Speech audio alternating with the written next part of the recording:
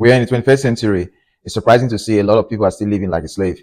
While we might not be bound by chains, a lot of Africans are under a yoke, bound by contracts. Because of lack of education or a state of being poor, we are forced into contracts we are not either totally aware of or don't fully understand.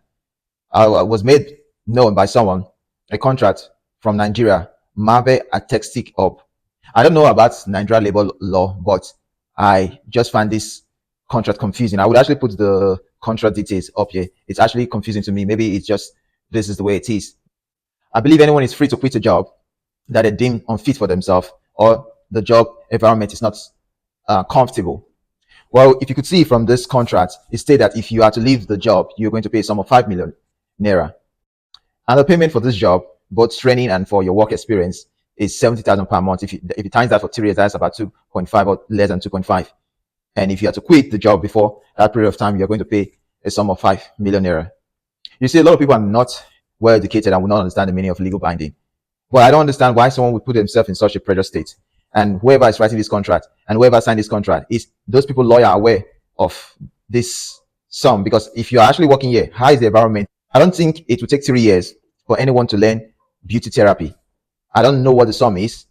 I don't know what the sum if you are to learn for 3 months, but I don't think it's going to take 3 years to learn that. So imagine someone quitting a job because the environment is not good and the place is not conducive, but you tendered them a contract that, oh, they signed a contract and they have to pay. They might be there for a month and they find out that, oh, you're actually trying to use them for things that they don't like.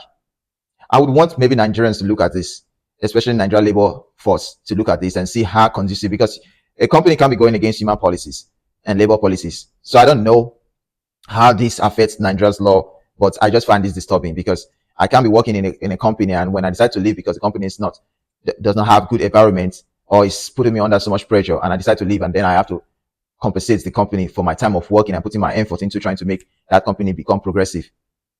So a lot of people are actually being pushed to sign this contract because they are poor and they don't have any options. And this worker keep on enslaving, this boss that you have keep on enslaving young ladies and all young men.